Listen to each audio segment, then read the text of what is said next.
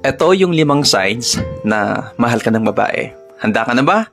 Number 1, napakaselosa at tamang hinala niyan sa'yo. Tanggapin muna ng babae ganoon talaga. Walang babae hindi nagsaselos. Kung naghahanap ka ng babae na hindi selosa, maghanap ka ng hindi ka mahal. Yun lang yun. Ang babae ay likas na may toyo, may saltik man yan. O tamang hinala at selos talaga yan. Kahit sino pinagsaselosan nila. Kapag meron ka nakakwentuhan sa kung saan-saan, nagtatanong sila kung sino yung babae na yun. At kung meron kang nakangitian, nagsaselos agad yan sila sa'yo. And yun doon mo makita talaga na mahal ka ng babae. Huwag kang magsawa na mahalin yung babae na yun dahil totoo yan. At totoong feelings sila sa'yo. Ayaw mo ng ganon? Ang babae, nagsaselos yan hindi para magalit ka, kundi para iparamdam sa'yo na ikaw lang yung mahal niya. At ayaw ko nilang mapunta sa iba. Ayaw mo yon? Pangalawa, tanggap lahat sa'yo.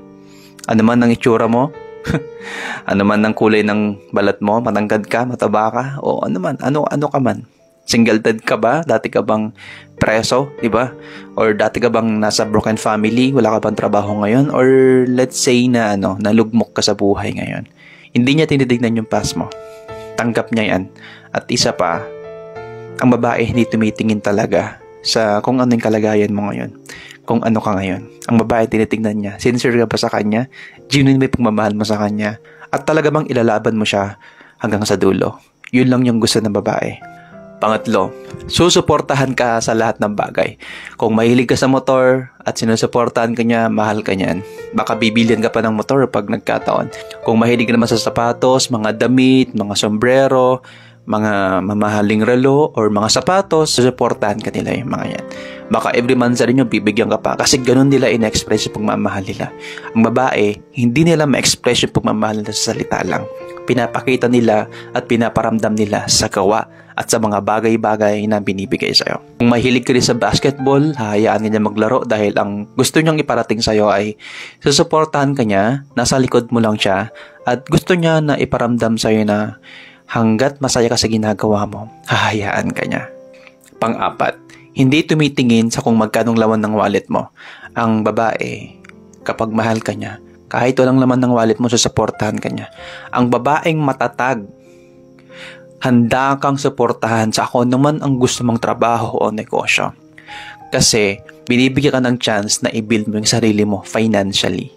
Dalawa kayong magtulungan sa future nyo at dalawa kayong kumita ng pera. Sabay kayong yumaman at sabay nyong makuha lahat ng mga pangarap mo.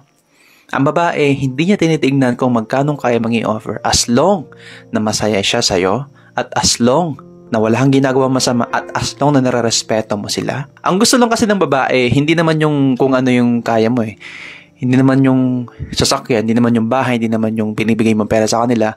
Ang seryosong babae, tumitingin yan sa puso. Tumitingin yan sa isip kung paano ka mag-isip ang mindset mo. Ang gusto ng babae, respeto mo sila, mahalin mo sila ng tunay, hindi ka nagloloko, at mayroon kang long-term na goal sa relasyon nyo. Yun lang yung gusto nila. At isa pa, ang gusto lang ng babae sa'yo, tanggapin mo sila ng walang alinlangan. Kung single mom yan, ay pati yung anak niya, tanggapin mo rin. Kapag pinaramdam mo sa babae yan, kahit ano pang estado mo sa buhay financially, hindi ka titignan na ganun, kundi tatanggapin ka nila at susuportahan ka niya. At last, pang-5, binibigyan ka ng paulit-ulit na chance. Nako, ang babae, pag nagbibigay yan ng chance sa'yo ng paulit-ulit, hindi yan nagsasawa sa'yo. Mahal ka niya. Meron pa siyang pakialam sa'yo. At gusto ka niyang magbago.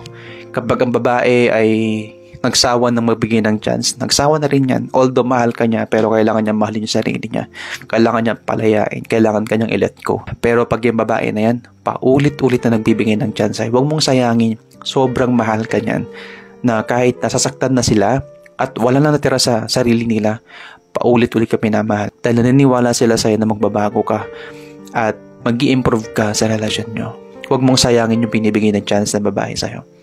Dahil hanggat mahal ka pa, iparanas mo rin sa kanya na mahal mo rin siya.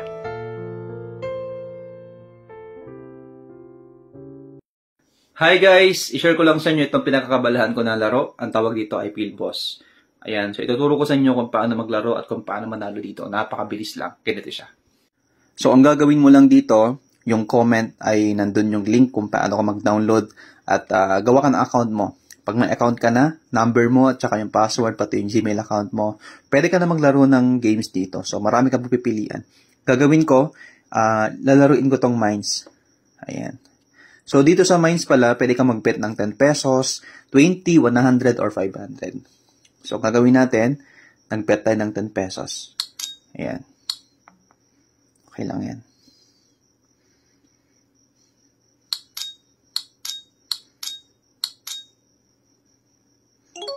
$100. Kinakabahan ako, guys. Ayun. Yun, 600 pesos.